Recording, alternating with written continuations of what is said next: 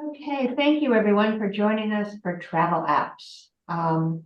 We've done this a couple of times. We've added some new apps this year and sort of mixed things out. If you have apps that you would like that we didn't cover and you think would be interesting, please send them our way.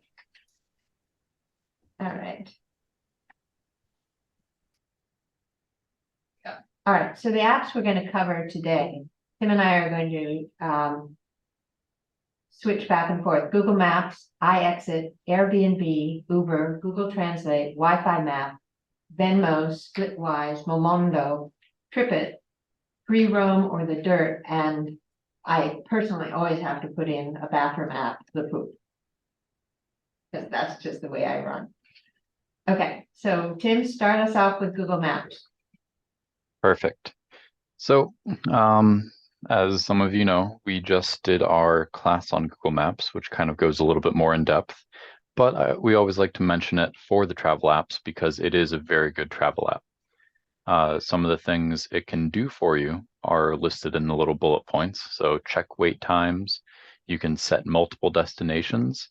Street View, if you're not familiar with that, that's where you can drop the little dude onto the map, and then you can see exactly what is around that area through whenever Google sends its cars down the street. It'll take a 360-degree view that you can then look at.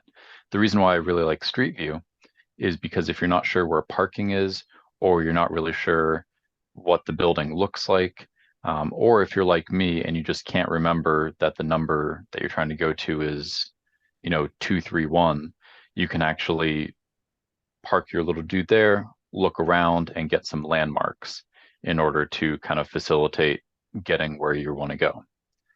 The next thing that's on the list is set parking location. Once again, if you're like me and you can't remember anything, whenever you get out of your car, you can tap on your little icon and you can set your parking location. You can then add a little note to it. So if you go to Boston Airport or something, you can mark a note and you can say, I'm on second level C45, and then you know exactly where your parking space is whenever you return. And the last thing on this list is offline maps. This is one of the really make or break features, in my opinion. A lot of times, if you're traveling overseas, or if you're just going to a new city, or if you want to use something like a subway, where you won't get cell reception down in the subway, you can do offline maps. And that's where you can select a region of the map and you can download it directly to your phone. In case you're wondering how much storage space that takes up, the entirety of Peterborough is about 10 megabytes, which, if you don't know how big that is, that's roughly the size of a picture. So instead of a picture, you can have the entire map of Peterborough. The reason why offline maps is so good is not only can you view them offline, but if you're in another country, you don't need to have cell service in order to use offline maps. You can still get directions just fine if you've pre-downloaded the map. And this is because the GPS signal is not connected to your cell phone wireless, Verizon account kind of thing. So you can go to France and you can have a map there the entire time, even when you don't have Wi-Fi, just because GPS is a different process. So Google Maps, any questions? You can always email Mary and she can either answer it or pretend she doesn't know and she'll let me know, or you can come by on Wednesday and I can kind of do more of an in-person specific thing. Does anybody have any questions right now about Google Maps? Sometimes those questions come after the class is over. So the iExit app is, if you open it on or near an interstate nationwide, it shows you a lot of what the GPS will tell you how to get there, but iExit will tell you where to stop along the way. It offers third-party integration with Opus, Yelp, and Traveler coupons. And basically, this is the picture of the app. you select your route, north or south, then it's going to give you the various exits and it give you icons for what is available. If you select an exit, it will show you more detail, the gas prices, which is sort of nice. And also how far away from the exit, because as Tim and I were talking the other day, it's nice to see a gas sign at an exit, and then you have to travel 10 miles. Yeah. That happens occasionally. You can also filter for something that you'd like. In this case, it's filtering for Starbucks. So it shows you where all the Starbucks are off of the exits. So I think it's really handy. I'm guessing this would be an app for if there were two people in the car, not one. Because you would want to sort of, unless you did it beforehand, so. All right. And so when you get there and you need to stay overnight, Tim, tell them about Airbnb. So Airbnb, I'm sure everyone's heard of Airbnb by now, but just as a reminder, Airbnb is where, in the idealized version of the app, an individual would have a home or a second home, and then they would rent it out for other people to have access to. Oftentimes, this is very useful when either hotels are booked up, but most of the time, this is incredibly nice because you just get more space. You get a kitchen, you get more space, you get parking, all of that stuff.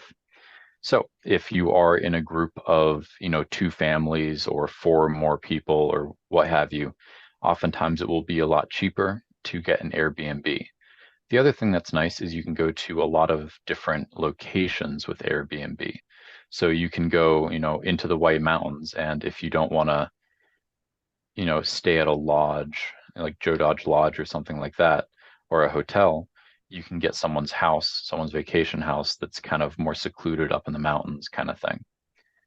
The other thing that's really nice is Airbnb has like a ranking system for the hosts of the room or of the house. So you'll be able to see how, based on other people who have stayed there, how good the amenities are. Also, oftentimes, people who are hosts will have kind of like a little brochure or a little flip through travel pack of things you can do in the area. So if you're not 100% sure what you want to do with all 7 days of your vacation, for example, they'll have a lot of suggestions there for things you can do. And the last personal anecdote, because I believe personal anecdotes are really the way to cement that I've actually used this app. I like traveling places where eventually that entire area gets set on fire. I really try not to, but I make sure to warn the governor of wherever I go just what's going to happen in the future. So I went to Yosemite, and a couple of years ago, if you remember, it kind of was on fire. So we got there, and the place 2 days in was, park rangers and stuff were coming by and saying, hey, we're no longer telling you that you should probably leave. We're actually going to forcibly kick you out of this place because we don't want to deal with it whenever when the fire gets closer and you need to be evacuated. So we get kicked out of a location that we're at. All the hotels are obviously entirely booked up because everyone else is having the same predicament. So I went on Airbnb at, I want to say about 8 o'clock at night. I found a house that was, about an hour away, contacted them, and they said, yep, perfect, come on over, it'll be ready by 11. So it was an incredibly fast turnaround. It saved, a lot of consternation, and we were able to quickly get a new place to stay. And once again, they had a really nice booklet of things we could do because we had our entire trip planned on a place that was now on fire. And we found things to do for about 5 days in that area. Really quick, really painless. The one thing I will say with Airbnb is make sure you look at all of the fees associated. Sometimes you'll rent something and it will say like it's $300 a night, and you'll think, oh, that's great. And then what you don't realize is that it has a $600 cleaning fee. So just make sure you look at all of the fees associated with the listing on Airbnb before you book it. But other than that, it's really good for larger, more people involved vacations. Mary, have you used Airbnb? I have, we've used it a couple of times and it's always worked out really well. The accommodations are great and I like the privacy as opposed to being in a motel or a hotel where you've got people, on top or below you and or on either side, so. It's Yeah. good. And, so. What about this in terms of VRBO? Does Tim Oh, have Verbo? Yeah, is that coming up or is it? We didn't cover Verbo. Have you ever, I mean, I've just seen the advertisements that are on the television these days for Verbo. Tim, have you ever used Verbo? I've never used Verbo. I have used other apps like it. I mean, they seem very similar to me. I know they're owned I by don't the have. same entity now. I think Yeah, Verbo is only, you rent the whole house. You can't rent just like a room Okay, and a bathroom. I think you can I rent. think I think Verbo also has it has like longer term options Hmm. or something like that, where it's easier if you are gonna like be in a location for like 2 months for work. I may be conflating that with another option, but I know one of them's like good for long-term rentals. And Tim, can you check the chat? We've got some people adding to the chat. Yep. Used Verbo a couple times. We like it, and you can rent it for a night. Yeah. So I think all of them you can rent for like a shorter period of time, but I think there are a couple apps that kind of give you, if something's like $300 a night, um, over a course of 30 days, that could be fairly expensive. But I think some of them are, if you rent for an entire month, the price goes down because you're renting for such a long period of time, kind of thing. They're also really great for in my age, for bachelor parties, mainly right. because it's otherwise pretty difficult to get a whole bunch of people who are all across the country to one location for a price everyone's willing to pay. So you can rent, like a 16 bedroom, little mansion for like, $1,000 a night, and then you're set. Okay. Here they watch out for you kind of guys, though. They do. You have to prompt. A lot of the places will have basically like rules Yeah. that essentially say you're not allowed to have fun. But in my experience, as long as you don't, do the things they're worried about, like setting things on fire or throwing chairs or something, you're pretty good. But as always, be respectful if you're in a residential neighborhood with, sound and stuff. All right, so Uber. I think probably most everybody has used Uber at one point. My husband's going out to Seattle to visit his daughter and grandson, and we are looking at Uber as opposed to renting a car for him because it can be much individually. It's you're paying for the individual ride, and if you're not using the car all day, it actually can be very, very effective and easy, and you don't have to worry about the car, you don't have to worry about parking. If you haven't ever used Uber, there's oops, sorry, I hit the wrong button. There's a basic how-to video. I won't open it up, but you'll get it when you get the recording and the slides. It's pretty straightforward. You set a meeting place, your Uber driver arrives, you've set up payment options, Venmo, credit card, or PayPal. And in large cities, you can actually schedule a ride. So if you come to an airport and you need somebody to pick you up at a certain point. You can schedule a ride so that that will happen. So you don't have to start the process right at the airport.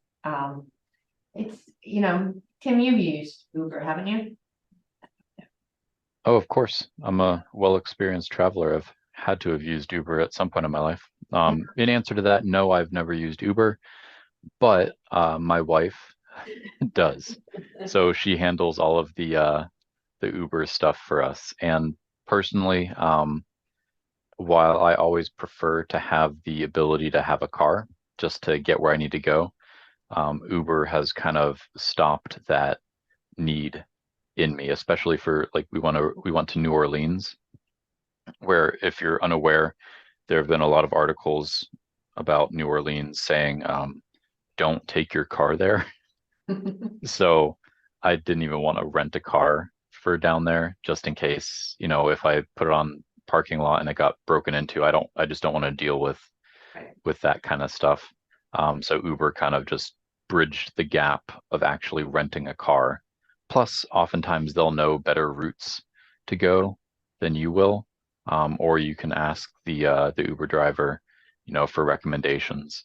So they act as like, I mean, obviously not all of them, but some of them, in my experience, have acted like little travel guides. Kind of, you can just say, "Hey, where should I go for dinner tonight?" And they're like, "Oh, well, this place, this place, this place," and then you have a little in-person recommendation for you.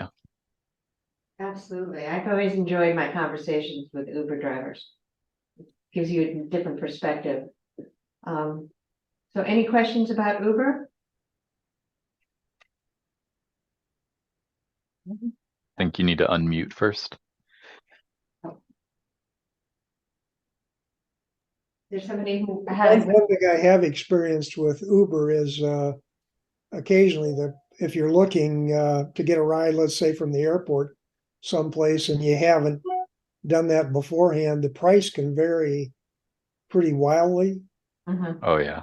In my experience, I remember I was out at Sky Harbor in Arizona trying to, go someplace that was about a 45-minute ride, and the first couple that popped were really expensive, and then all of a sudden I had one show up that was like a third the price of the other two. I haven't used it a lot, but I wonder how often that happens. It often's a lot, especially with places like airports. So it'll have like peak hours. So if you just imagine like, 200 people getting off of a plane, and let's just say that requires 50 Ubers. The first 5 Ubers were there, so they're good. And then all of a sudden there's a surge of people needing an Uber at that location. So the price goes up. So it's really like a demand supply curve in action.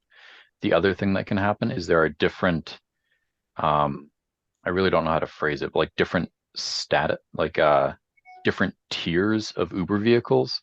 So Right. you can get, if you go for Uber Black, right, you're expecting a little bit of quote unquote luxury with your vehicle. So sometimes if the only person nearby is an Uber Black driver, which is a little more expensive, the price will go up.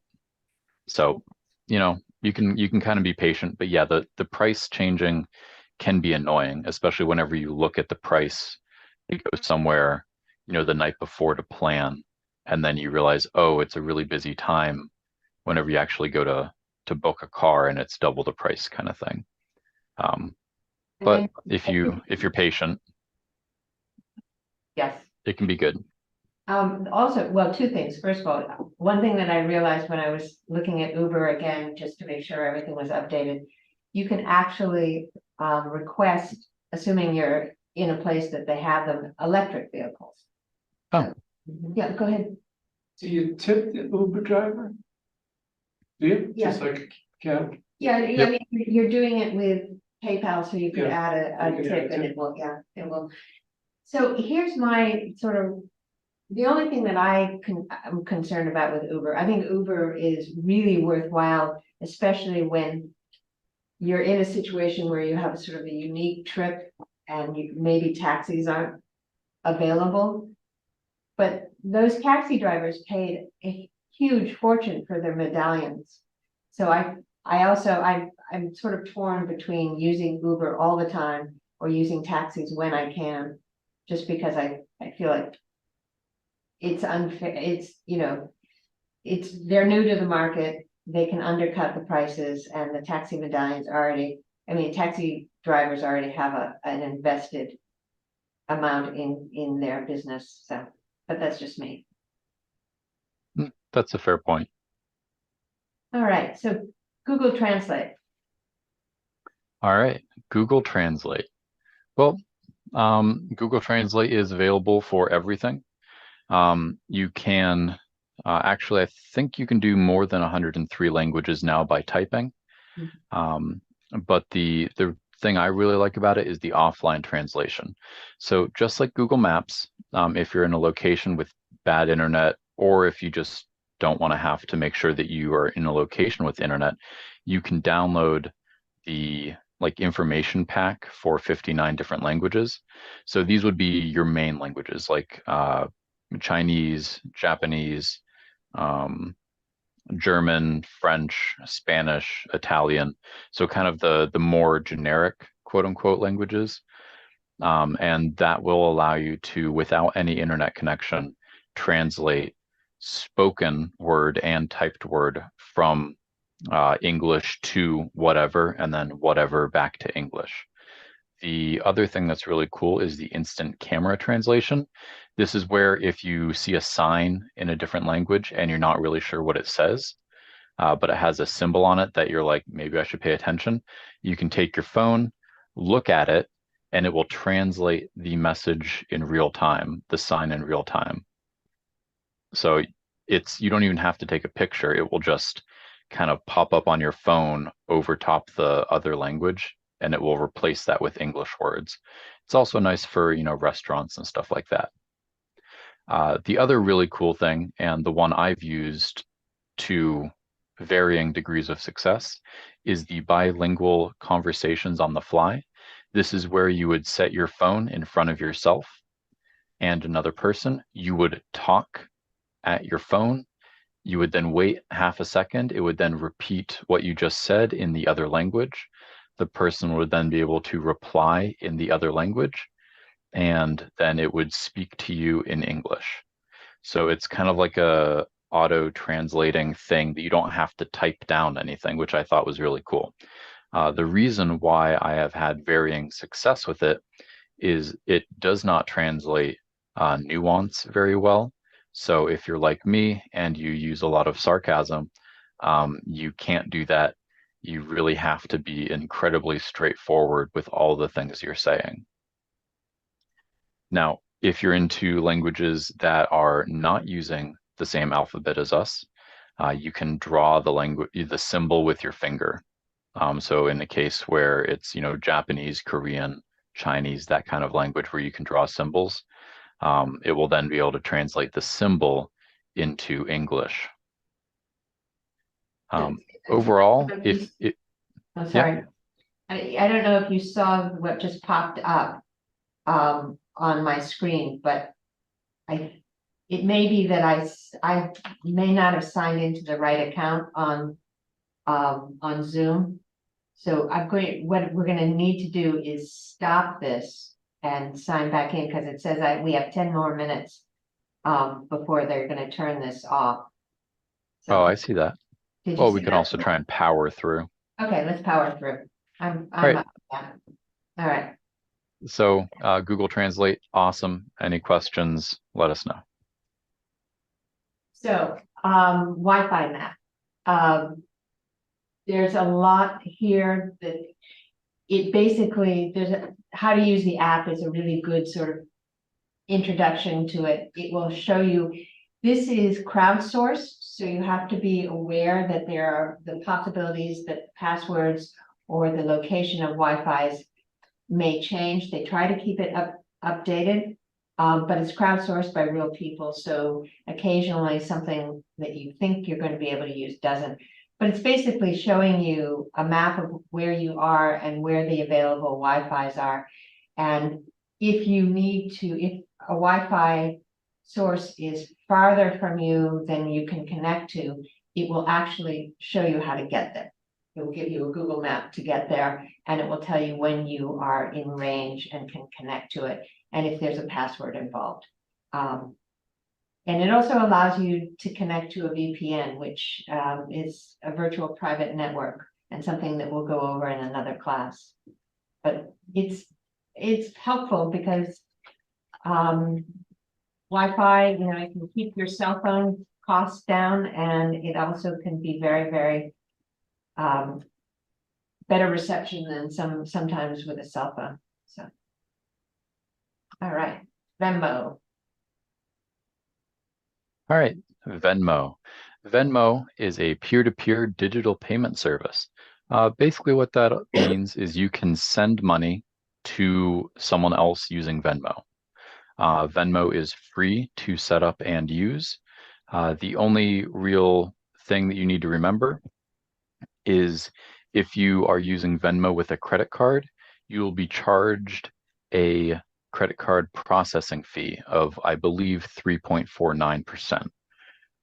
The way to get around this is to directly link your bank account to Venmo.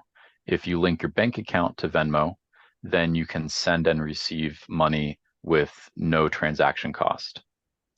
The other thing is, you know, it has privacy settings. If you want, you can make it so that only that people can't find you. Only you can find people. It will also, you can have it in settings that before you send money, the person will have to confirm that they are who they say they are by receiving a text message at a number that you know. They can confirm who they are, and then you will send the money. Next slide is kind of like a more overview of what Venmo can do. But it's all basically the same thing. It allows you to send money. A lot of banks work with Venmo too. So all the major banks, you probably even have a Venmo section on their website. All right, next. All right, Splitwise. Splitwise is kind of like Could Venmo. I go back for a second? Yes, sure. Offer, Venmo really has its critics because particularly with respect to the banking part of it, they've had quite a bit of fraud that's taken place, and actually there's some congressional hearings right now that are ongoing, you know, to get the banks to make their part of it, you know, more robust and making sure that, you know, people don't get defrauded. So, you know, I've used it, but I think you have to be pretty careful, you know, when you're doing it, you know, because there has been a lot of fraud associated with the use of Venmo. That's all I have. Definitely. Yeah. And the way I think about that is Venmo, in my opinion, should be used for transactions between friends. So you know the person is kind of standing in front of you and you're splitting a bill. And then, you know, you make sure that you are who you say you are on Venmo, make sure everything's correct, and you can do that with the verification before sending.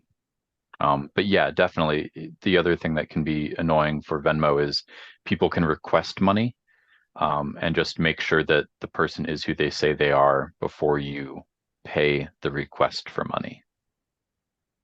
I know I have 4 grandsons that are employment age and they work for independent people and the suggestion has been made that they are paid through Venmo, and the parents, our children, do not want that for those boys. They're like 15 to 19.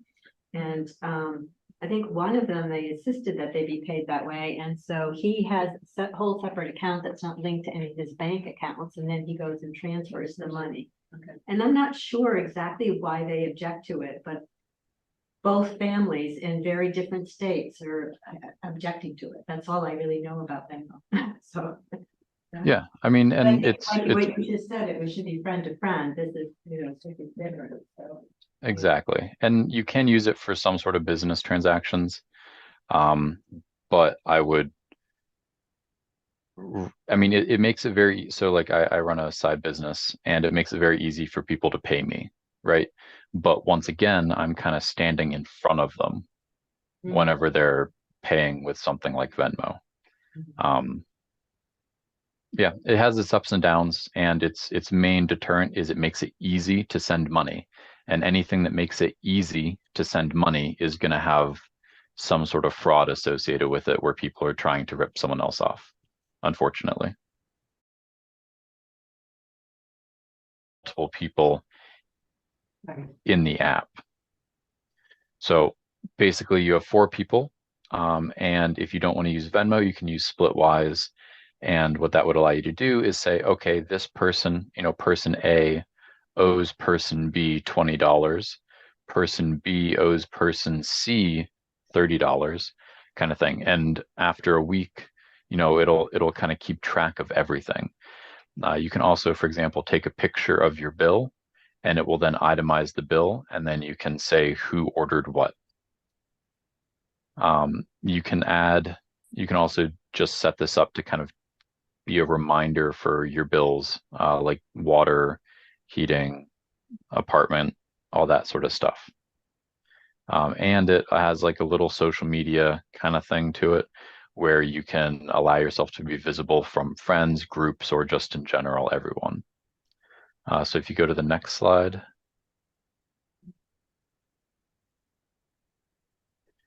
You can see on the left-hand side, you can go to add an expense.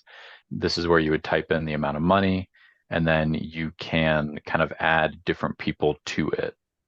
And again, this is kind of more for keeping track of the money between a group of people. And this is very nice for keeping track between a group of people for a long period of time. It also allows you to pay with something like Venmo directly through the app. So at the end of the week, at the end of a week vacation, you can kind of settle up with one payment as opposed to trying to figure everything out every single day and every single interaction, which can get grating. Absolutely. It also kind of stops people like me from forgetting if they paid someone or not, because it keeps track of it. Anybody use Splitwise? Yeah. It's really helpful. Okay. Yes. Oh, one more page. Yep. So you can see the balance. So again, in our scenario, we have 4 people and we've been on vacation for a week. You can see, everyone can see what they owe to everyone else. It's all kind of in that group experience, and you can settle up, quote unquote. And of course, you can settle up with cash, or you can do Venmo. Once again, if you're using something like Venmo, I would say if you link the bank account, it is free to transfer money, but you can always just, settle up with cash or something of that nature. Oh, and there's a pro version. Yep. If you really like the app, you can go to the pro version. This just adds a lot more features, but mainly it just removes the ad that's on the bottom of every single page.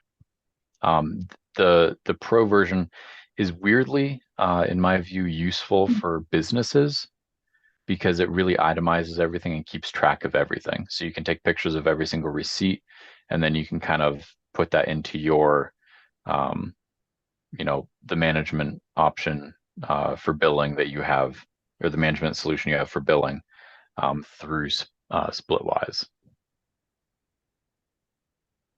So we haven't really delved into the travel apps, and this is a sort of an unusual one, Momondo. It's managed by Kayak. It does a lot of the same things that Kayak does, but it also has links for inspirational travel and for exploring. This is a pretty good YouTube video about how to use the app. And basically, yes, you can set up flights or train or whatever you want to do, hotels. But this app seems much more geared towards giving you some ideas of what you might want to do.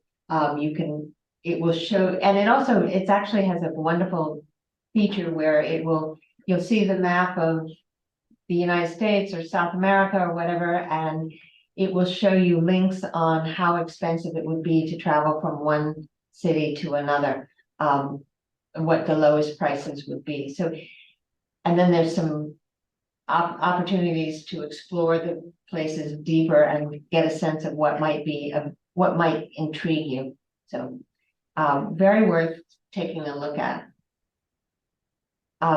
Another app for how to organize your trip is TripIt. It's the advantage to TripIt is you can email all of your itineraries, all of your receipts, and to TripIt, and they will create an itinerary for you. So you have it all in one place. So you know, you're going to take the 3:40 train, blah, blah, blah. The TripIt Pro has the advantage that it will tell you, okay, it's time to leave for the railroad yard. So it has, and again, there's a nice little video on how to use it, but it's helpful to have all of those details, especially if you have sort of a trip where you're traveling by air and then by train, and you have you're staying in various places, you have it all in one place. You can set it up for going into your emails and looking for those itineraries, but that can be problematic. It's probably easier and more efficient to actually email them to you. So I have not used it, but it looked really fascinating. Tim, have you used TripIt? I'm pretty involved in the Google ecosystem, so I use kind of Google to manage all of that. Okay. But I also understand that one of the nice things about TripIt is it keeps it all in one place. With the Google solution, you kind of have to go between the different Google apps to find all that information. And it's also not Google. So theoretically, it's less prone to be your next advertising destination as well. Yeah, and here's some of the things that it offers. Their mobile itinerary plans are available on your computer or on your tablet, on your phone. It has COVID-19 travel guidance. It gives you an option to offset your carbon footprint. You can add documents like photos or QR codes or PDF to your travel plans. It also has a navigator, airport maps, lots of things that it can do, and a calendar sync to update your calendar. And you can also share your itinerary with people. Sort of nice to have it all in one place. And this is Tim, free roam or the dirt? All right, so if you remember this class from last year or previous years, we had talked about either REI, the REI app, or the National Park Service app. Both of those are still awesome, but free roam or the dirt, free roam was recommended by someone at the library. And what these do is these essentially are database agnostic. They take information from every database that they can, plus they have a vibrant user-generated community. So free roam, and sorry, I didn't say it. This is for camping. So, and camping and like RVs, stuff like that. So if you want to get away from people, these are the apps that would let you find the perfect place. Free roam is completely free, whereas the dirt has a free version and a paid version. With free roam, you can kind of see it on the left. That is the kind of basic interface where as you zoom in, it'll show you more and more information specifically in that area. So it's really good for finding camping locations. It's really good for kind of planning ahead. And you can do offline maps on it as well, just in case you're going to be in a bad, cell coverage area. It used to have an Android app. Whenever I was initially testing it about a month ago, it had an Android app. As of today, whenever I was putting this slide together, I cannot find that Android app, which is confusing to me. So maybe it'll be put back up in the, by tomorrow, or maybe it's up right now. But either way, for Android, you can just go to freeroam.app and it functions the exact same way. For iPhone, for iOS, you still have access to the app through the App Store. Where free roam is really nice is the overlays. So you can do an overlay for free campsites. You can do an overlay for paid campsites. You can do an overlay for campsites that have things like bathrooms or showers.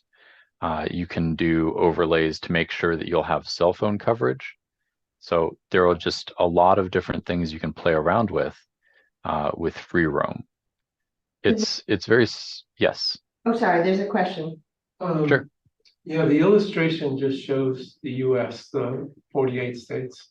Does it also show other countries, Canada or I think these are primarily the continental connected 48 states. I could be wrong, mainly because I've never used them outside of the US, but I believe it's mostly United States based, but anyone can feel free to correct me on that. And dirt?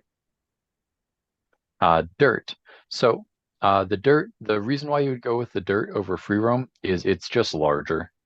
There are more people who use it, which means there's more user-generated content, which means there's more pictures of campsites, there's more user-added campsites, all of that fun stuff. So where free roam has overlays, the dirt has what it calls interactive maps, and that's essentially where you can go in and add the different overlays. It has also many options for searching what type of campground.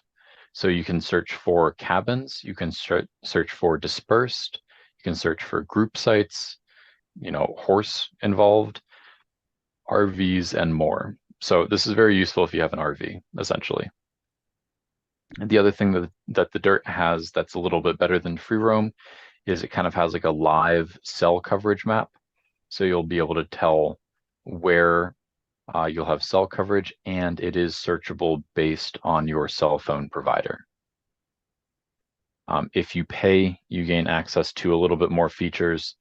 One of the features that I found really interesting is if you like ATVs or snowmobiles, it will be able to show you snowmobile trails or ATV trails, and it will also tell you which sections are public property, which sections are public or private property, and it will also tell you who owns the property that you're on.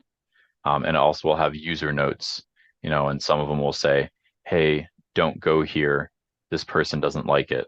Or it'll say, signs are posted that ATVs are allowed. So it's very useful in that aspect. I would really recommend if you like camping, to kind of download one of these and kind of play around with it and see if it's something that would be useful to you. Because I will say they're very nice in that it covers a large area, but being realistic, I've only ever camped in the White Mountains, so I don't really take full advantage of something like this because I just need a very small area of information. Okay. And to our last explanation, the Poop, the bathroom finder, also available on Android and iOS. It will help you locate a bathroom, give you directions whether you're walking or driving. Basically, and you can it also takes recommendations, so you can craft a review by adding a poop, including notes, pictures. I'm not sure what kind of pictures you want to put in. The ability to give it a rating from 5 to 1 poops. And there are activities in case you have a little performance anxiety, sound effects, games, trivia, jokes. That sort of amused me, and I thought we needed to add it. So you never know when you're going to need a bathroom. So it's nice to have. There are a couple other apps that we didn't get a chance to talk about, but I wanted to sort of put them in front of you. One of which is Happy Cow. If you happen to have, if you're vegetarian or a vegan, Happy Cow will help you find restaurants and cafes and health food stores and places to get meat-free meals. Omnio is a great app that allows you to search and compare different transportation options. It specializes in Europe, but it also covers the US. And sometimes the travel situation in Europe can be a little confusing because it's just different enough. Polar Steps is interesting. It's an app. Maybe it's a little, given all the conversation everybody's having about AI, this might be a little too invasive, but it's basically taking your phone location and where you're stopping and connecting it with your camera, and you can add information. So you basically will end up, after you've done this trip, with a visual itinerary of what you've done, with photos associated with the various stops where you took them. And the other one that I wanted to mention is Rick Steves' Audio Europe. It's a lot of self-guided tours and other fun audios to listen to. This might be useful if you're exploring, if you want to explore where you might want to go in Europe. It's going to cover things that you wouldn't necessarily know immediately. And he's very, very well versed in Europe. So it's worth sort of, if you're thinking you're going to go to France, take a look at some of the self-guided tours that he's offering, and that might change or expand your travel plans. So, Tim, I didn't even ask you, are there any other apps that you would throw on this list? I mean, my main apps that I use for traveling are just Google stuff. Mm-hmm. And then through this process, I actually have used a couple apps from this list, and I found it useful. My mom personally really thought the poop one through Charmin was really good. Charmin, however, has given into its advertisers and no longer maintains that app, which is why we have a different one. But I will say, especially in Europe, where bathrooms aren't necessarily easy to come by or free, it's really nice to have an app like that. So that's my standout or sit down app of the class. Anyway, well, thank you. And thank you, everyone. I think that's it. So enjoy the trip. And we will splice all of this together, send you the slides, the recordings. I apologize. Obviously, we let our pro membership expire. So we will need to pay for it. But thank you very much, everyone. If you have any questions, Tim will be at the library tomorrow. I'll be happy to help you. I would play with all of these apps and take a look at them, and we can go deeper into them. It's probably easier to do it one-on-one as opposed to trying to do it in the classroom. So thank you, Tim. Yeah. All right, everyone. Thank you. And Tim, you're the host, so you need to. Got it. What time is Tim here tomorrow? Oh, he's here at 12 to 1. Let me just stop the recording.